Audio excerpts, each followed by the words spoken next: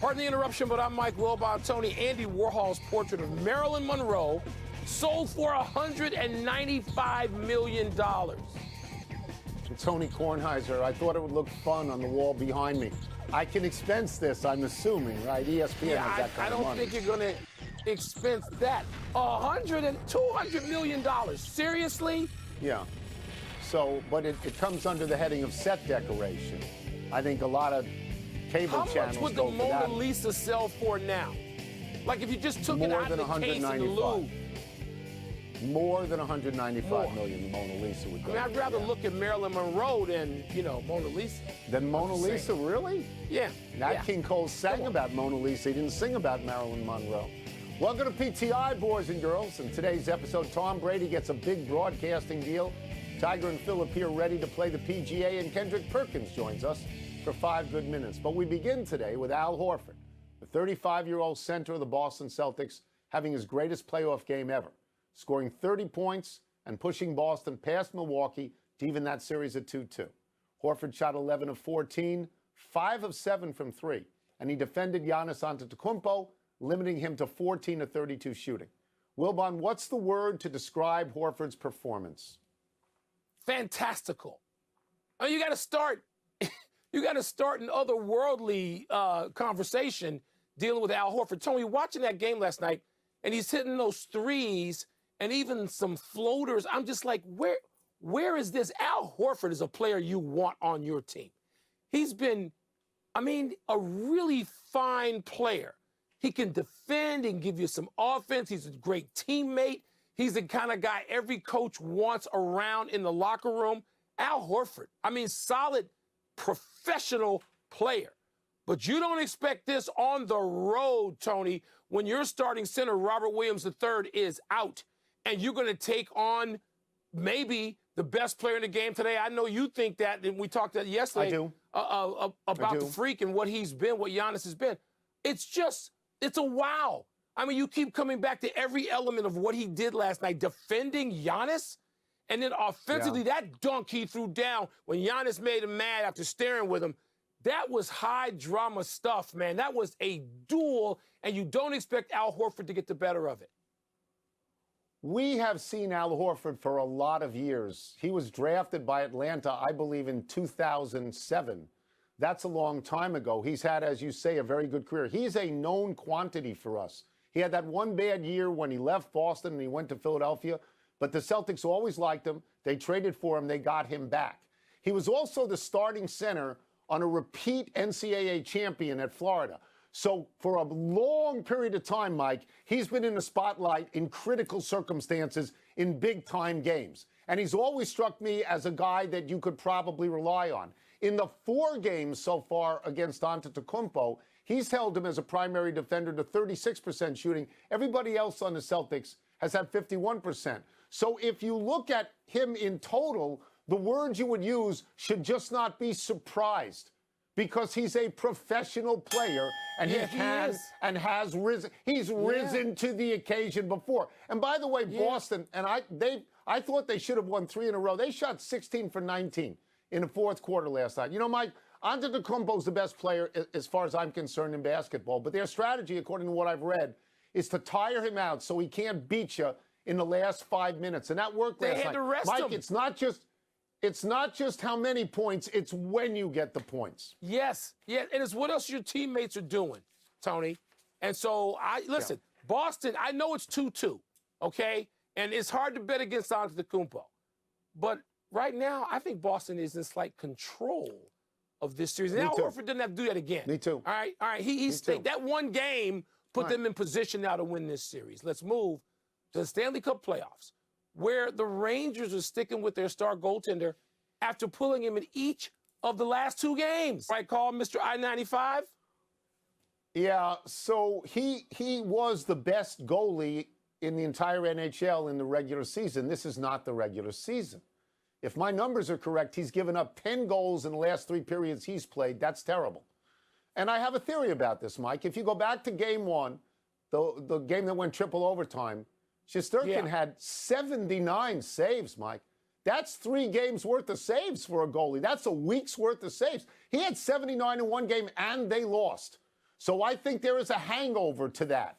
But if you're asking me, would I put him out there? I would put him out there. I would appeal to his pride. I'd say to him, you've been a stud all year. You can be a stud again and get out there. But honestly, Mike, if he gave up a goal early, I'd yank him because we got to win this game. You know, it can't be experimentation with the goalie in this particular game. Tony, also, you know, a head coach has to play some mind games. And he has to express confidence even when he doesn't have confidence sometimes. But he must not have confidence in his backup, who sort of is a nobody. Otherwise, he could say, I'm going to him. And he's not saying that. Tony, it's basically 9 goals in 2 periods. I mean, 4 goals in the first period in game 3, followed by 5 goals, you know, last night. And so, you know, like I said, I hate this because I just have this thing about the Penguins, and I just want to see them lose. And so I'm rooting for the Rangers in this series. And you think he's going to bounce back because the coach expresses confidence by pulling him and then putting him back in. But when you get shelled a second time, Tony, we see guys, as they say, search for it, goaltenders in the playoffs, and not find it. Even great ones. No, you're right. And they gotta sort of wipe the slate clean and reset. There's not time for that now. Goalies are the most important position in all of team sports. Some people think it's a quarterback, but a quarterback's out of the game half the time, and your defense can win a game in football. It's the goalie's out there until you pull him, and nobody's sending in a play for the running back. It doesn't work that way in hockey. The goalie is unique. It all lands on the goalie, so we will see. We'll see with Shesterkin. Nice pronunciation, by the way. Guess who was listed as in the field for next week's PGA Championship at Southern Hills in Tulsa? Tiger Woods and Phil Mickelson. Only the 2 most important, most beloved, and best golfers of the last 25 years. Wilbon, which one of these guys playing in the PGA Championship would be the bigger deal? Tiger, Tom. And I don't want to suggest that Phil's ever not a big deal. But given what we saw with Tiger, where, I mean, there was only really one really good round in the Masters, but that had everybody just, out of their minds. And I don't know how, Southern Dunes sets up for Tiger, but Tone, Phil is now radioactive. I mean, last week there were the reports, or earlier this week, about losing $40 million in gambling. That's all that's going to be asked of him in a press conference leading up to defending. He's a defending champ. To defending his title at the PGA is going to be such a downer. It's not going to be, nothing about it's going to be feel good. Tiger, God knows Tiger's had his own drama and more than Phil over the last, 13, 14 years. But still, Tony, if Tiger shows up there, people are going to be happy. They want to see him play. Phil, not so much, not right now. Yeah, so it's just a small correction. It's Southern Hills. And I wait for moments like Southern Hills, my bad. Because I wait for sincere disagreements. 99.9% of the time, my answer to any golf question is Tiger Woods. Because as they say about Tiger Woods, he doesn't move the needle, he is the needle. So reflexively, I want to agree with you and say Tiger, but not this time. No. Really? See, we've seen Tiger recently. We saw him at Augusta. We saw him answer the question as to whether he could walk 4 rounds. Now we assume he's going to get better. We've heard Tiger recently. He answered every question. He did every single interview. He is known to us more recently. Phil went underground. We don't know what he looks like. We haven't seen him for months. He could have long fingernails and a beard and a ponytail. We don't know. And so the mystery attached to Phil Mickelson right now is far larger than any mystery with Tiger Woods. He made the comments about the Saudi Golf League. He got slammed. He lost sponsors. There's all sorts of rumors about him. Everyone assumes he was suspended. To me, Mike, to see Phil Mickelson out there, and as you say, to hear him in the first press conference, tell us the following things. What happened? That's all. What happened? Where have you been? And what's happened? To me, it's Phil. First of all, they could both withdraw. Either or both withdraw by Friday still. Tony, it's going to be so awkward. There's no joy in it. I love it. There's not going to be. I love it. Everything you described leads to a downer. Phil's answer cannot be uplifting. And I'm not a joy boy. I've been doing something for a long time that requires some cynicism. But Tone, I don't want to see this. I'm just not ready for it. I mean, maybe Phil needs some time away. He said he needed time away. Maybe he needs more time. He's radioactive away. right now. Surely you agree with He's that. been gone for months. He's been gone for months. You think it's a downer. I think there's a chance for wonder with Phil Mickelson, what we've never seen before. This isn't like you. You're a journalist. No. Come on. Come on. I used to be. Michael Ray Wilbon. Let's take a break. Coming up, why do the Mavericks suddenly make me look bad? Me? We'll ask Kendrick Perkins, who also looks bad because he thought I could make both of you look bad. And I started listening to you, which is really silly. Why did James Harden suddenly look like James Harden again in Game 4? Let's get back into the NBA playoffs with our bestie from NBA Today. I just learned that word, Kendrick Perkins. We're going to start with this. It's the Mavericks and the Suns tonight, and they are tied 2-2. You and I both wrote off Dallas at 0-2. I said it was a 5-game series. You said it was a 4-game series. Mm-hmm. What were we so wrong about, you and I? Well, Tony, I can't speak for you, but I can speak for me. And shame on me for not realizing or even having the sense to know that role players play better at home. And Dallas was going home, and I should have known better to know that a guy like Finney-Smith was going to play better in the Game 4. I should have known that Jalen Brunson was going to play better at home. And then shame on me for doubting Jason Kidd. Jason Kidd had his team fired up. You remember I came on here and I said about Ime Udoka and the way that the Celtics responded to the Bucks after Game 1? It's the same thing the Dallas Mavericks did with Jason Kidd. They responded. And I'm talking about their tenacity, their fight, their game plan, even Luka. Right? They wasn't picking on Luka this time. They wasn't calling them up on the defensive side of things and saying, hey, let's go at Luka. Luka actually took pride. That is a testament of Jason Kidd and the attention that he has in that locker room.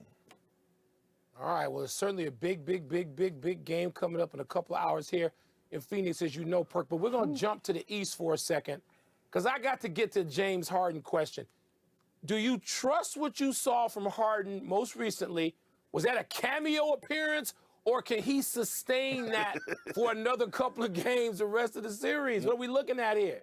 You know what? I think he needed that fourth quarter, and I think this is the James Harden that we're going to see for the rest of the playoffs. You know why? Because he got the big fella back. Now all of a sudden, those driving gaps are wide open. Now all of a sudden, those isolations at the top of the key is not guys loading up. He's able to go to work. Joel Embiid, I'm so impressed with him. The way that he takes the pressure off of others, including James Harden, that's his savior. And look, if James Harden is to get that max contract, that $200+ million, whatever he could possibly get, that extension, he need to give about 50 of it to Joel Embiid. I tell you that much. All right, well, we don't know Ja's status for even the next game. We're going to have to wait and see about that. But the Grizzlies had every opportunity to win that game, and you have been on the Grizzlies from day one, and you were going to look brilliant last night if they had closed. Perk, are they done, or can they climb back into this with at least one more win? It's over. It's over. And you don't know how many times last night I was like, what are you doing? Why? Why did you do that? Pass the ball. Don't, like, I was just yelling at the television. But here's the thing, right? When I look at the Memphis Grizzlies, and I think about that game last night, the Warriors shot the ball horrible. They were, like, terrible shooting the ball. We haven't seen them shoot the ball like that since Moby Dick was a tadpole, okay? And I think with Memphis dropping the ball, not getting that win last night, there is no way that they can recover from that. I actually think that the Golden State Warriors are going to go into Memphis and get this win in great fashion. We'll get you out of here on this. It's an officiating question. We had it posed originally in terms of how do players know how a game is going to be called. But Wilbon, who never really criticizes the officials, has criticized the officials this year. So we're using Wilbon's terminology here. He says that every year players and coaches complain about officiating, and usually no one pays any particular attention. But Kendrick, is this the year that the officiating, in fact, is really bad? Yes, it's horrible. It's horrible. And it messes up the flow of the game. Like, we've been watching some great basketball. We've been watching some great young stars, play wonderful basketball and give the fans what they want.